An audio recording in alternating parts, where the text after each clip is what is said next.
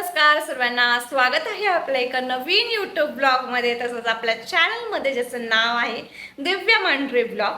तर चला, आज आहे संडे आणि आज मी काहीतरी स्पेशल डिश बनवणार आहे, जी की गावरान पद्धतीने काळा मसाल्यामध्ये.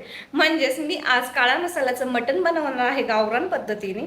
जर तुम्हाला पण ती रेसिपी ट्राय करायची असेल तर हा जो ब्लॉग आहे तुम्हाला एंड पर्यंत बघणं आहे. छोट्या छोट्या ट्रिक पण मी सांगितलेल्या आहेत, जेणेकरून भाजी खूप टेस्टी अशी होईल बरं का. आणि खूप कमी प्रमाणात तेल आणि खूप कमी प्रमाणात मसाले यूज करून तुम्ही पण ही भाजीची टेस्ट खूप भन्नाट अशी लागते. सो ट्राय करू शकता. आणि हा जो ब्लॉग आहे तर तो हा अधिक मासच्या आधीचा आहे बरं का, म्हणजेच धोंड्याच्या महिन्याच्या अगोदरचा आहे. कारण की भरपूर जणांच्या कमेंट येते की धोंड्याच्या महिन्यात पण तुम्ही नॉनव्हेज खातात का. आता हा जो ज्याचा त्याचा प्रश्न राहिला, कुणी खातं कुणी नाही खात. सो मग म्हटलं तुमच्यासोबत आता शेअर करून टाकूयात. खूप दिवस झाले हा व्लॉग एडिट करायचा राहून गेला होता. सो आज मी तुमच्यासोबत शेअर करत आहे. तुम्हाला जर रेसिपी बघायची असेल तर स्टार्टपासून एंडपर्यंत बघा. आणि आता आपण सुरू करणार आहोत नॉनव्हेज बनवायला. चला, तर मी एका साईडला छान असं मटण धुवून घेतलं होतं आणि इकडं मी आहे ना पिवळं शिजायला टाकण्याची प्रोसेस चालू होती. मस्त असा कांदा, लसूण, आलं आणि कोथिंबीरीच्या काड्या मस्त बारीक करून घेतलेल्या आहे मिक्सर मधून. आणि एक कुकरमध्ये ना तेल टाकलेलं आहे. आता तेलाचं प्रमाण जे आहे ते खूप कमी प्रमाणात यूज करायला सुरुवात केलेली आहे मी. कारण की तेल खूप जास्त शरीरासाठी घातक आहे आणि कोलेस्ट्रॉल पण वाढत आहे आपल्या शरीरामध्ये. सो त्यामुळे ते तेल जे आहे ते कमीच केलेलं आहे आम्ही जास्त टाकण्यात. आणि बाहेरचं पण खाण्यात भरपूर अशी टाळाटाळ करतो. 90% तर आता बाहेरचं खाणंच आमचं बंद झालेलं आहे बरं का. कारण की भरपूर असं ऑइली खाऊन आपण आपल्या शरीराला भरपूर असं घातक करून घेत आहोत. तर तोपर्यंत इकडं आपलं तेल तापलं होतं छान असं आणि त्याच्यामध्ये मी पेस्ट टाकून घेतलेली आहे. पेस्ट टाकली की थोडंसं तडतड उडतं बरं का. आणि मग म्हटलं चला छान अशी परतून घेऊया. छान असे मिक्स करून घ्यायची त्या तेलामध्ये ती. आणि त्याच्यामध्ये हळद, मीठ टाकून घ्यायचं आहे आपल्याला. लगेच टाकलं तरी चालतं किंवा थोडीशी परतून दिल्याच्या नंतर टाकलं तरी चालतं, काही हरकत नाही. दुसऱ्या साईडला आपण गरम पाणी करायला ठेवायचं आहे. कारण की कोणतीही भाजी असू द्यात तुमची, तर त्याच्यामध्ये गरम पाणी टाकलं तर खूप छान अशी टेस्ट येते बरं का. कारण की गरम पाण्याने टेस्ट अशी बिघडत नाही. आणि भरपूरसं असं चिकन म्हणा किंवा मटण वगैरे त्याच्यामध्ये ना गरम पाण्याचाच वापर करायचा शक्यतो जास्त करून.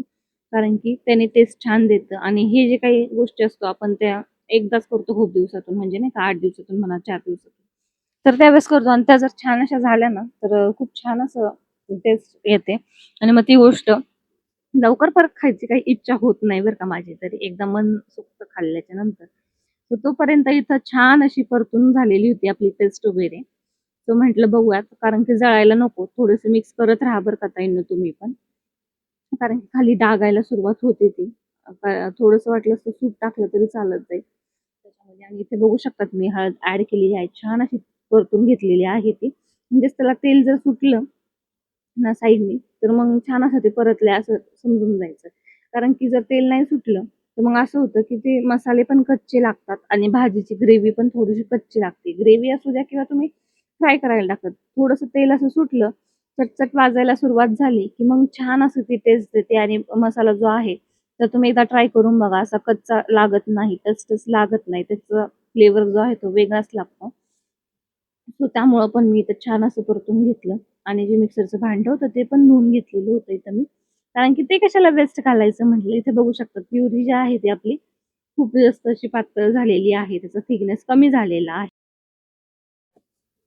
त्यानंतर मी इथं मटण धुवून वगैरे घेतलं होतं आणि ते थोडंसं साईडला ठेवून दिलं होतं. तर मग आता ते छान अशी प्युरी परतली आहे. तर त्याच्यात मी ते मटण जे होते पीसेस ते टाकून दिलेले आहे.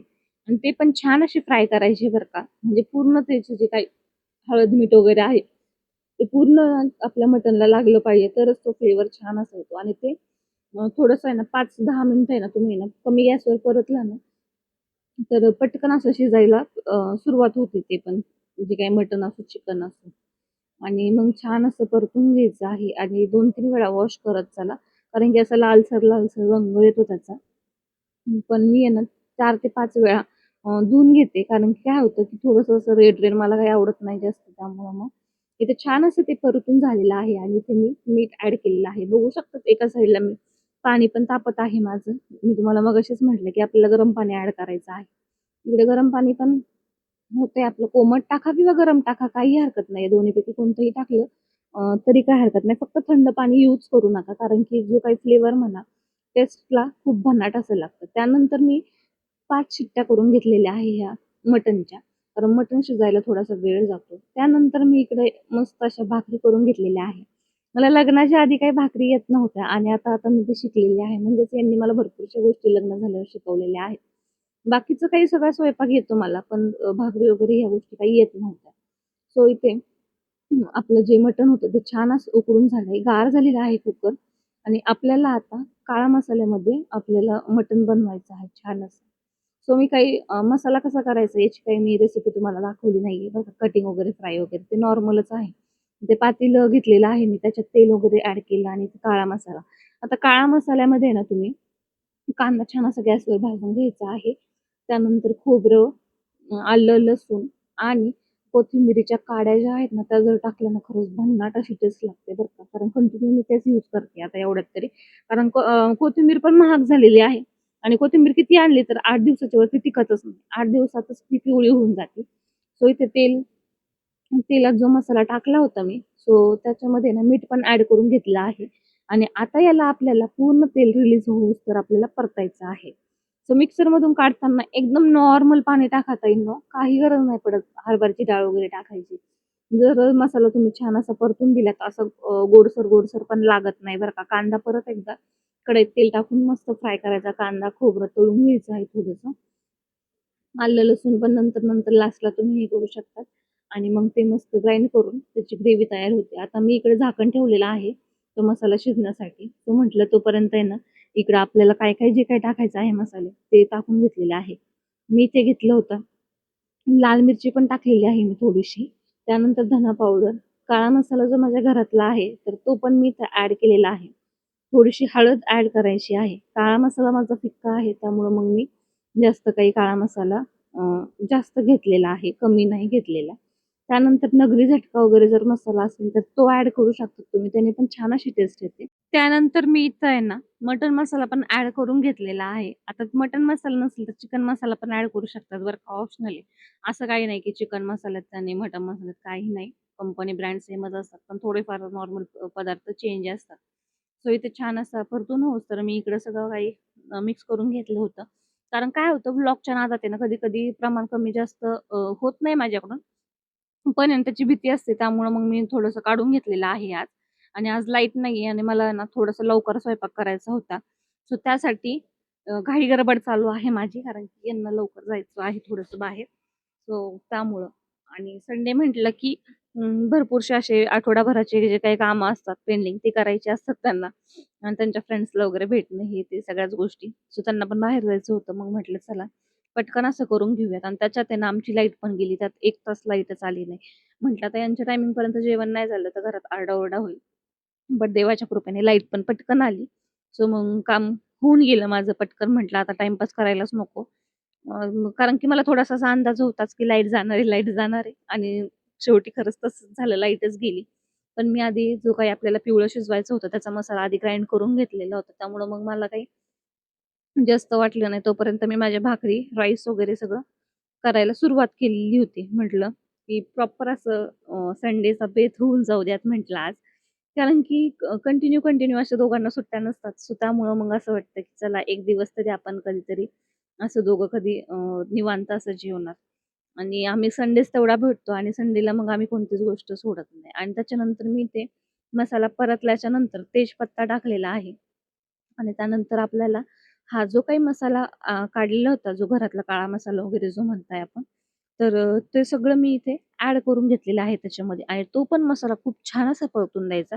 कारण की जो त्याचा असा कडवटनेस म्हणा जो असतो बाबा, तर तो काढून घ्यायचा आहे आपल्याला. चांगला जर तो मसाला परतला ना, तर खूप छान टेस्ट देतं.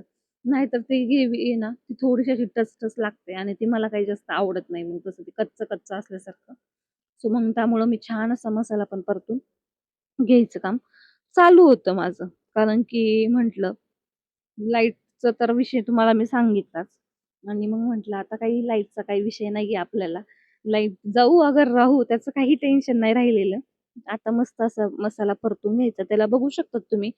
तेल जे काही आहे ते रिलीज व्हायला लागलेलं आहे साइडने बघा चट, चट, चट, चट.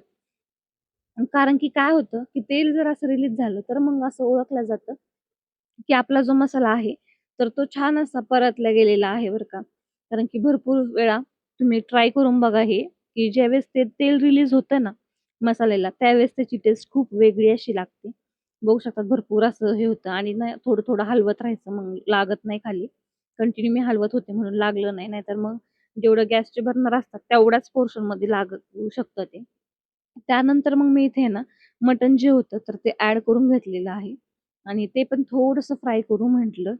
कारण की मग त्याला पण तो मसाला लागला पाहिजे. कारण की आपण गरम पाणी जरी ओतलं तर मग थोडंफार प्रमाणात आपलं रस्सा जो आहे तर त्याच्यात थोडं थंड पाणी जातंच. मग मिक्सरचं भांडं पण मी त्यातच थोडंसं धुवून घेतलेलं आहे. त्यात पाणी ओतलं आणि मग ते पण भाजीत ॲड केलं आहे. बघू शकतात किती सुंदर अशी भाजी दिसते आपली. फक्त आता कोथिंबीरची कमी होती. बरं आता काय करणार ना, सीझनमुळं कोथिंबीर काही जास्त अवेलेबल नाही आणि माझ्याकडे असून पण ती पिवळी झाल्यामुळं मग मला काही ऑप्शनच नव्हता. लगेचच्या लगेच आणू पण कुठून? आणि त्या दिवशी मला यांना लवकर जेवायला द्यायचं होतं. मग म्हटलं चला जाऊ द्या आता असू द्यात. जे आहे त्यातच आपण करूयात. त्यानंतर इकडे भाजी शिजायला टाकली आणि मी इकडे जीरा राईस करायला घेतला होता. इकडे मी ना एका कुकरमध्ये ना थोडंसं तेल ॲड केलं आणि त्याच्यानंतर जिरे, भरपूर असे जिरे ॲड करत असते बरं का मी. कारण की मला खूप जास्त आवडतात. जिऱ्याचा जो फ्लेवर आहे ना, तो खूप छान असा लागतो.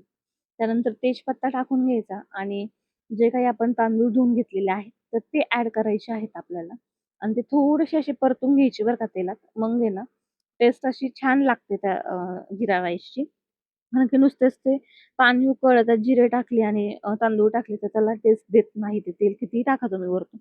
पण ह्या पद्धतीने जर करून बघितल्यात, तर नक्कीच तुम्हाला ही पद्धत खूप जास्त आवडेल आणि खूप छान असा तुमचा जिरा राईस होईल आणि सुट्टा-सुट्टा पण होतो. कारण की आपण जरी उकळून काढला, तर मग थोडासा कचरट असतो किंवा काहीतरी होतं. बट हा जो जिरा राईस आहे, तो खूप छान असा होतो आणि खूप छान झालेला होता. सो इथे मी ना पाणी पण ॲड करून घेतलेलं आहे. आता प्रत्येकाचं प्रमाण आहे. सो आमच्या दोघांपुरतं मला एक छोटंसं फुलपात्रभर तांदूळ होते. तर मी त्याचे ना दीड पत पाणी टाकते. म्हणजे एक जर कप आपण तांदूळ घेतले, तर दीड फुलपात्र पाणी असतं माझं. मग तो सुट्टा पण होतो. आता प्रत्येकाचे जे काही तांदूळावरती पण डिपेंड असतं बरं का. आणि इथे छान अशा 3 शिट्ट्या करून घेतल्या. तोपर्यंत आपली भाजी काय भारी शिजली आहे. वाह! वाह! मस्त तरी अशी आलेली आहे. कमी तेल आहे आणि कोणताही पदार्थ करा नॉन-व्हेजचा त्याला तेल उतरतंच. मटनला तर खूप जास्त तेल उतरतं. सो मग मी ते छान अशी भाजी घेतलेली आहे आणि भाजी बघून तुमच्या पण तोंडाला पाणी आलं की नाही नक्की सांगा. सो इथे मी सॅलड कट करून घेतलं होतं.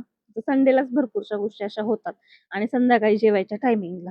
त्यानंतर मग बघू शकता तिथे छान अशी तरी आलेली होती आपल्या भाजीला आणि आजचा जो बेत झाला होता ना ताईंनो, खरंच तुफान असा भारी झालेला होता. आणि यांना तर खूप जास्त आवडलं आणि आम्ही तर आहे ना जेवण करून जे झोपलो ना, आम्ही 12 पर्यंत जेवणं झाले आणि आम्ही डायरेक्टली 6 वाजता उठलेलो. सो हे जे काही ताट रेडी केलं होतं मी त्यांच्यासाठी आणि हे तर खूप जास्त खुश झाले. सो कसं वाटलंय तुम्हाला? नक्की कमेंट करून सांगा आणि आपल्या एका व्लॉगला लाईक, शेअर आणि सबस्क्राईब करायला विसरू नका. भेटूया नेक्स्ट व्लॉगमध्ये. Bye bye.